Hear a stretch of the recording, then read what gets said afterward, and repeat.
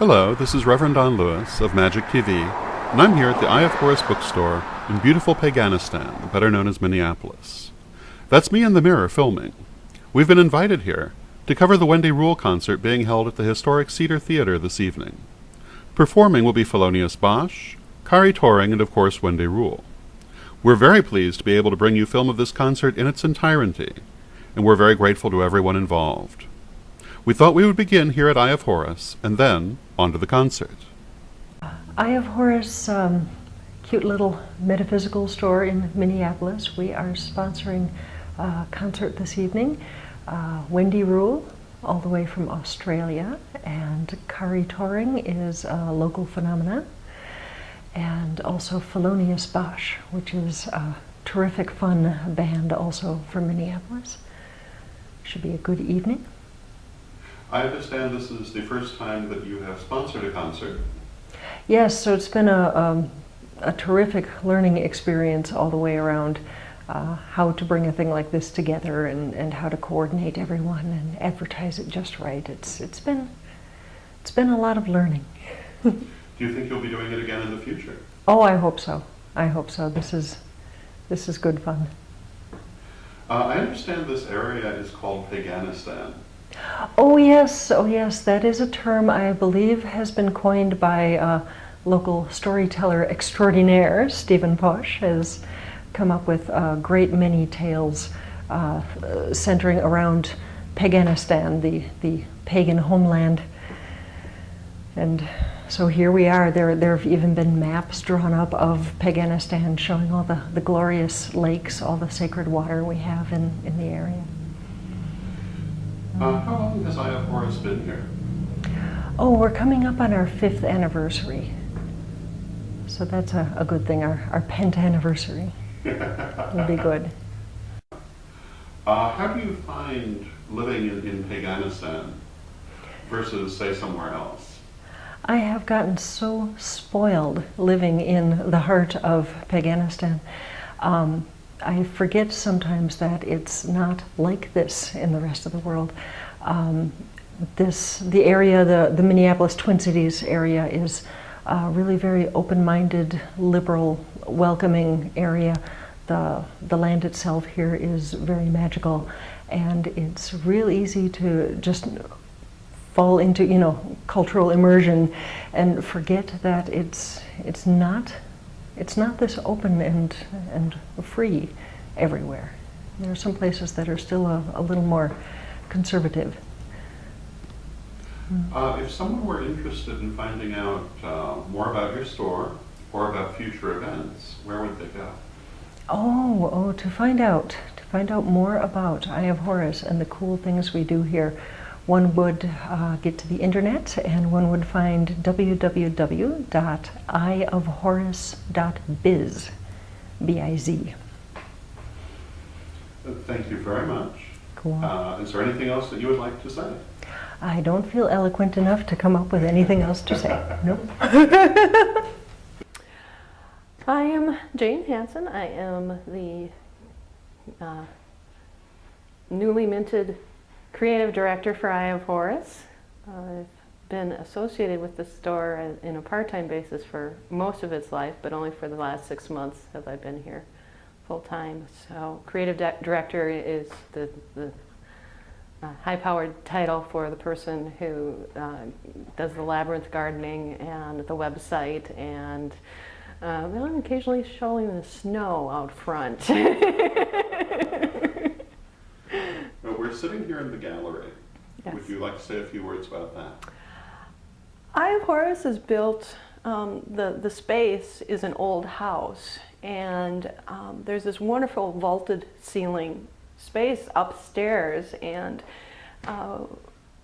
my sister is an artist, and so it immediately occurred to us that this would be a great space for having art as well as events. We've had small, tiny concerts in here because it's not very big, and it's great for drum jams with the vaulted ceilings. You get just this wonderful echo in here. It's awesome, and every quarter we have a new art show. We try to do local artists. We try to do mythic themes or pagan themes or Something along those lines. The current show is a wonderful artist, Neve O'Connor, and she has done a set of tarot, at least 10 of the major arcana that she did as a sort of a personal project.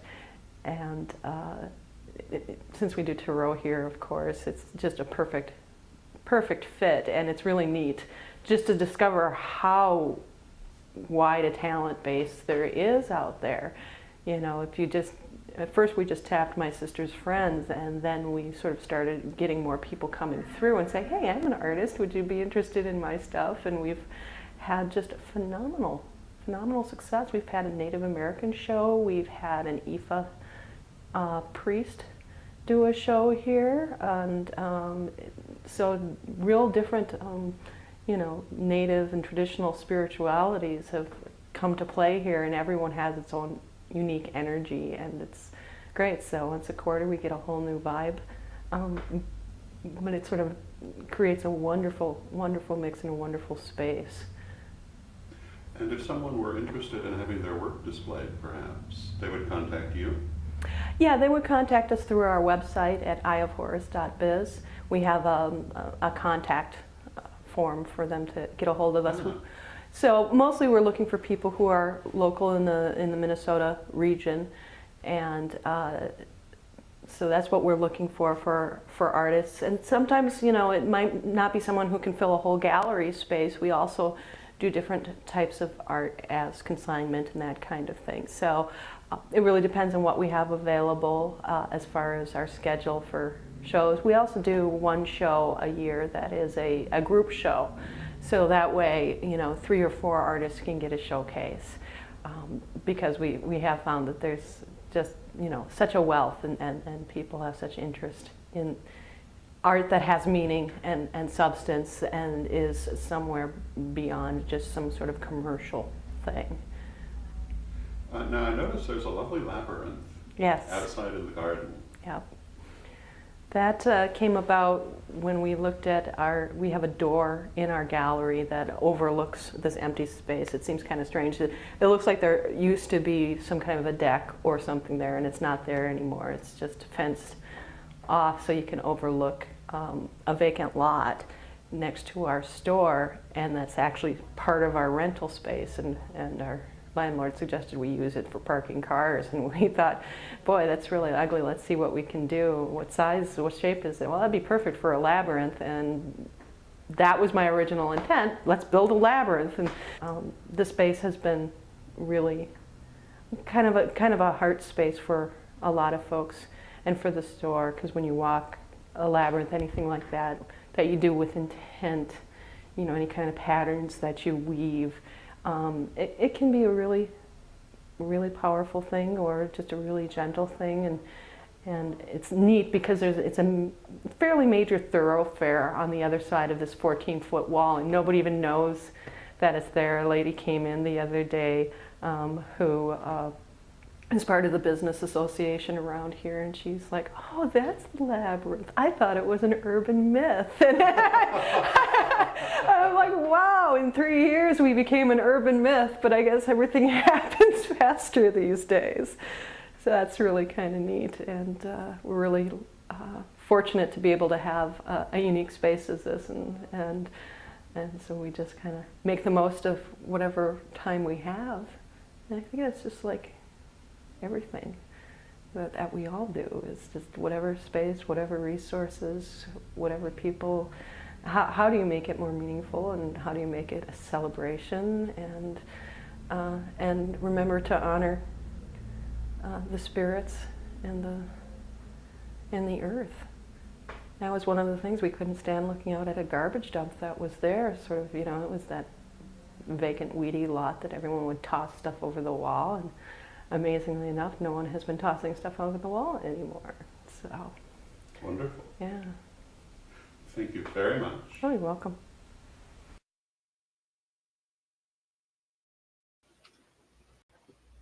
This October, the world of pagan voices comes together in one global gathering, the Pagan World Congress. 5 days, over 100 hours. Speakers, rituals, music, and town halls streamed across the world. Join the conversation. Shape the future. Be part of history.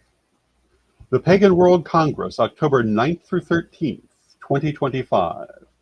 Online at paganworld.co.